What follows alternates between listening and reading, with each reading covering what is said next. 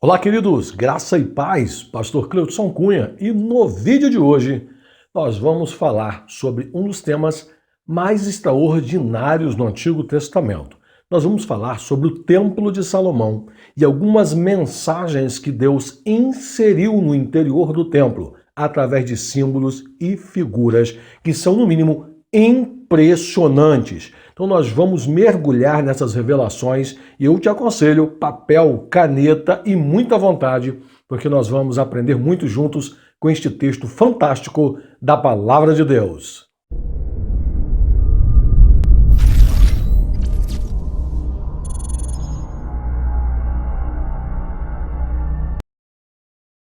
Bom, queridos, então como dissemos, hoje vamos falar sobre o Templo de Salomão.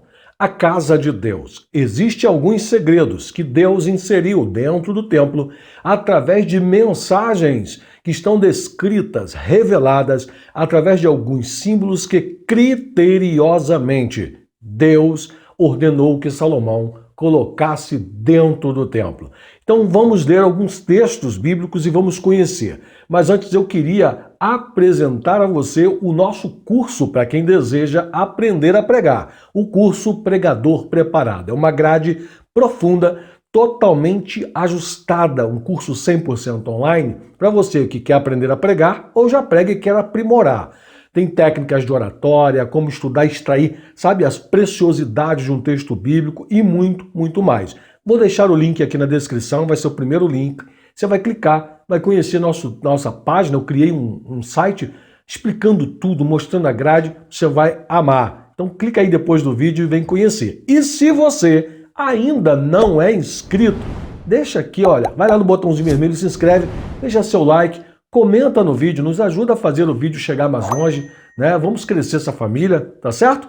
Agora, sem mais demoras, se você quiser pegar o seu exemplar da Bíblia Sagrada, nós vamos abrir no primeiro livro dos Reis de Israel, capítulo de número 9, versículo de número 3.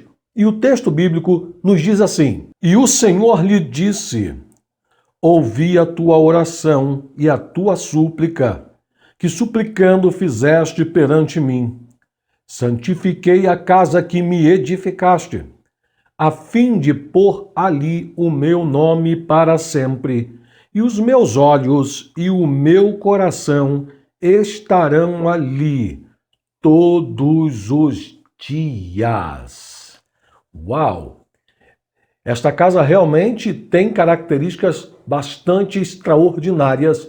A partir do momento em que você lê este texto e a atenção que Deus prometeu, isto fica muito claro. Mas ouça-me, vamos lá. No Antigo Testamento, as Escrituras citam 4 estruturas especiais que foram dadas por inspiração divina, como modelo para os homens de Deus. Exatamente isso. Todas essas estruturas foram planejadas para que fossem habitações temporárias de Deus. E o padrão para cada uma delas foi dado exatamente pela soberania divina. Deus criou o croquis, entregou o modelo pronto. E o resultado final foi exatamente as evidentes presença e glória de Deus vindo habitar com o seu povo. Quais são essas estruturas que se destacam na Bíblia? São elas, primeiro, a Arca de Noé, um projeto dado por Deus. Segundo, o Tabernáculo de Moisés. Terceiro, o Tabernáculo de Davi. E quarto, o Templo de Salomão. E no interior do templo, que nós estamos mencionando agora, que Deus orientou a Salomão, deu um modelo a Davi, para que tudo seguisse segundo o seu croquis, senhores, a ornamentação do templo foi criteriosa. Isto mesmo que você ouviu. Deus estava informando, revelando os segredos de sua casa. Eu queria ler mais alguns textos com você, porque esta revelação ela é progressiva e é totalmente envolvente. Você não vai perder se aproveitar cada texto. Você vai poder usar essas informações para ministrações, palestras, como desejar e Deus te orientar. Mas preste muito atenção, viu? Vem comigo, porque é uma revelação profunda. No primeiro texto que eu quero ler agora, para iniciar nos primeiros itens de ornamentação deste templo, está também no livro de 1 Reis, só que no capítulo 6, versículo de número 18, que diz assim, escute só. E o cedro da casa por dentro era lavrado de botões e flores abertas. Tudo era cedro, pedra nenhuma se via. O primeiro item de ornamentação que foi dito por Deus que deveria ter no interior do templo são botões. Quando leio isto no termo em hebraico, descubro que é a flor em seu estado embrionário. Deus orientou a Salomão lavrar, esculpir no cedro, no interior do templo, vários botões, várias flores em estado embrionário. Por que Deus fez isso? Que tipo de mensagem é possível extrair daí? Quando leio sobre esses botões, eu aprendo que eles apontam para o renovar da vida. Sim, um dos primeiros símbolos que está esculpido no interior da casa de Deus apresenta ou aponta que lá no interior desta casa, criteriosamente dito por Deus, ela revela o renovo presente naquela casa. Na casa onde Deus manifestaria a sua presença, na casa onde Deus habitaria, tem um símbolo informando que esta casa, por ter a sua presença, seria um local de renovo, um lugar onde a vida se renova. Escute-me, beleza, vida, capacidade de frutificar, os botões apontam para isso. Veja se faz sentido para você. Uma árvore seca, ela não atrai olhares. Concorda comigo? Uma árvore seca não é promissora.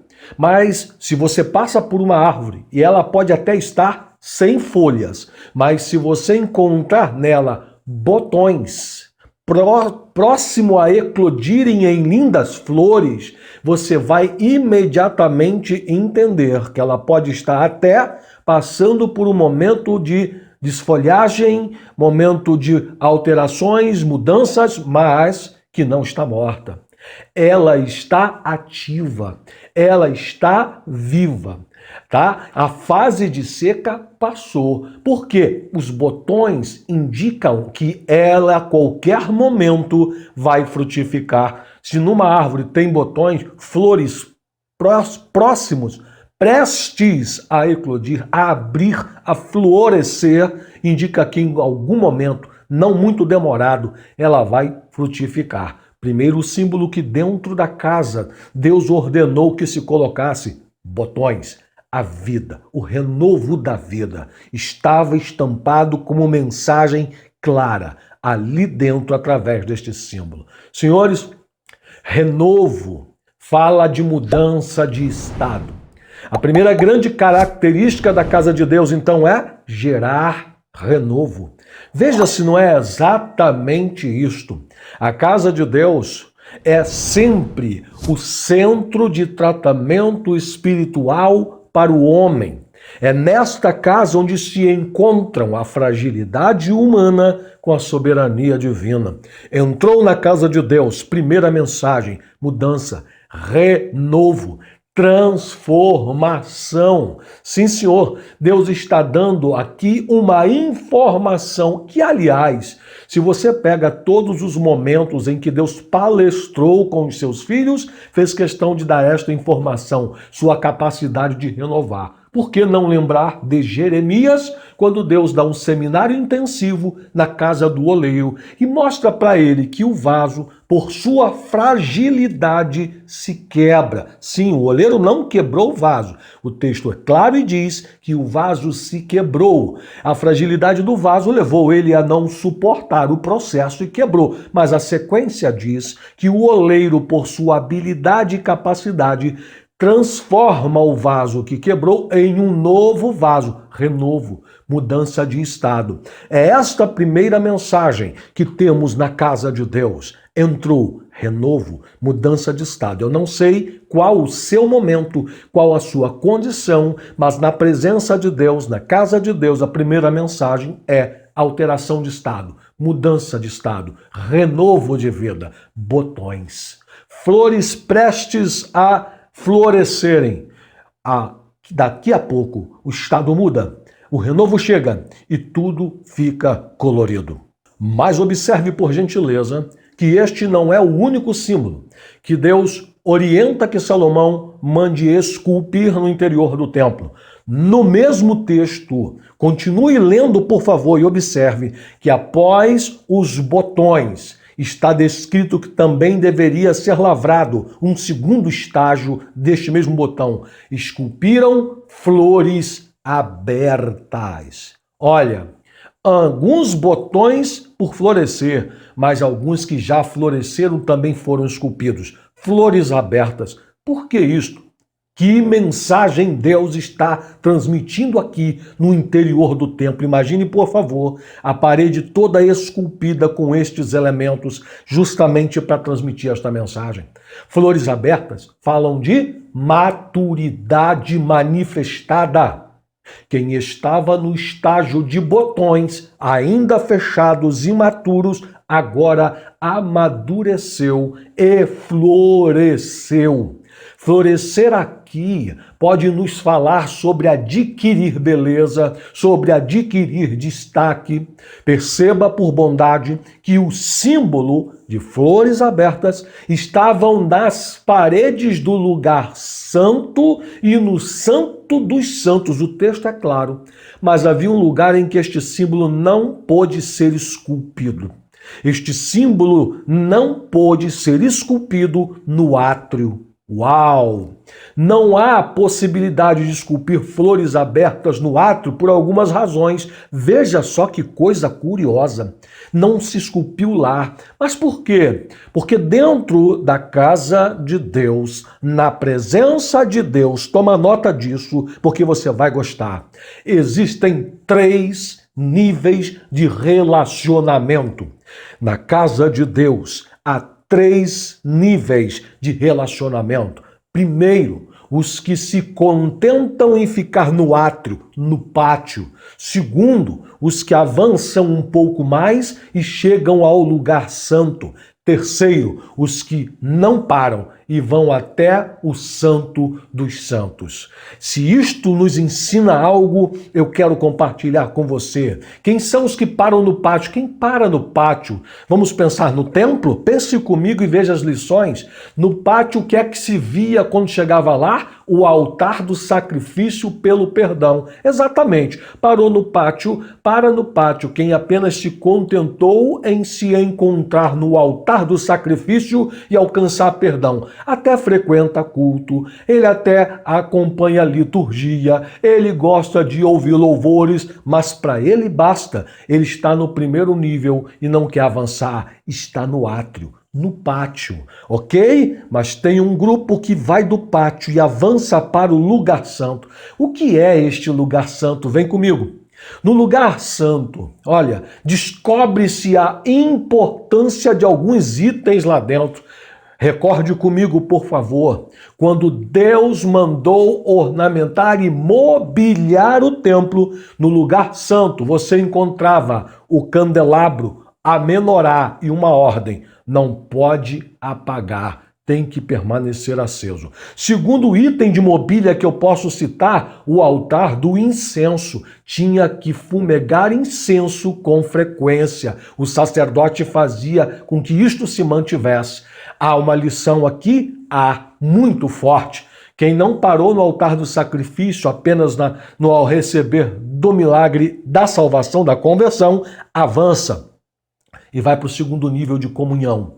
E sabe que manter a lâmpada acesa é manter azeite nela, é manter a chama fulgurante. E o incenso que fala de oração não pode deixar de arder. Mas tem o terceiro nível. Terceiro nível de relacionamento é quem chega no Santo dos Santos. Você sabe o que é que o sacerdote fazia? Para entrar no Santo dos Santos, batia incenso. Batia incenso até que a fumaça fosse tão densa que ele não enxergasse o próprio pé, um palmo além do nariz. Não se podia enxergar a si mesmo. Dentro do Santo dos Santos, só um item fulgurava, brilhava, se destacava. Você já lembrou o que é, não é verdade? Era a glória de Deus. Quem chega neste terceiro nível, representado pelo Santo dos Santos, são envolvidos pela glória. Desaparece o humano, só aparece o divino. Não tem o bom, não tem o orgulhoso, não tem o metido, não tem o faz-tudo, não tem o talentoso, só tem aquele que é Deus, o soberano, o que aparece. Uau, mas que coisa sensacional! Flores abertas, maturidade no relacionamento com Deus. Não dá para ficar no estágio de botão o tempo todo. Tem que amadurecer. Na presença de Deus, nós vamos amadurecer. Vamos avançar? Tem outro elemento? Tem. Mais um elemento que Deus mandou colocar lá dentro. Escute, nós vamos ao texto de 1 Reis capítulo 6, desta feita, no versículo de número 29. E veja só o que está escrito. E todas as paredes da casa ao redor lavrou de esculturas de entalhes de querubins e de palmeiras. Uau! Deus mandou esculpir palmeiras. Palmeiras em todo o interior da casa. O que isto me ensina? A figura da palmeira é a ornamentação mais frequente de árvores vistas na madeira de cedro. Deus as estabeleceu ali com algumas mensagens. Quais foram as mensagens? Primeira mensagem, que quando eu observo este elemento que Deus mandou esculpir, eu encontro, primeiro, palmeiras são retilíneas em sua forma, são eretas, são retas. Isto fala de caráter. Deus está dizendo que em sua casa, sabe, a sua casa, casa de Deus, na presença dele, ali seria a maior modeladora de caráter de todos os tempos. O caráter é formado, senhores, por índole, natureza, por temperamento. Nós sabemos disso. E isto forma o conjunto de qualidades que sejam boas ou más de um indivíduo, vai definir seu caráter. Cada um possui a sua propriedade. Agora escute, por favor. Na casa de Deus, caráteres são moldados. Você tem na casa de Deus uma coleção de ex. Ex isso, ex-bandido, ex-drogado, ex. Porque foram modelados. Palmeiras falavam de caráter ereto. Deus modela. Deus transforma caráteres. Agora tem um detalhe. Sabe-se ao estudar que aos pés de palmeiras sempre nascem mudas que acabam herdando características da palmeira mãe. O que eu quero dizer com isto, ao estudar e aprender esta verdade, é que quando nós estamos na caminhada, precisamos saber que ao nosso redor, como disse Paulo, a nuvem de testemunha é grande e podemos estar influenciando quem nos acompanha. Que nossa influência seja como boas palmeiras, palmeiras com caráter modelado. E falando de palmeira, eu aprendo uma coisa curiosa.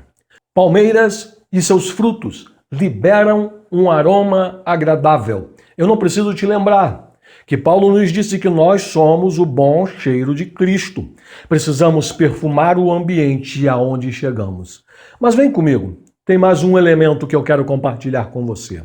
Segundo o livro das Crônicas, capítulo 3, versículo de número 5, escute o texto que diz assim: E a casa grande forrou com madeira de faia, e então cobriu com ouro fino, e fez sobre ela palmeiras e correntes. Uau! O elemento que está neste texto são correntes que Deus ordenou que fossem esculpidos também no interior da casa. Porque na decoração interna sabe? Você tem botões, tem flores abertas, você tem palmeiras, agora tem correntes. O que eu aprendo é que todos os elementos que estavam lá agora estão vinculados um ao outro por correntes. Correntes também gravadas na madeira de cedro. Observe alguns detalhes comigo.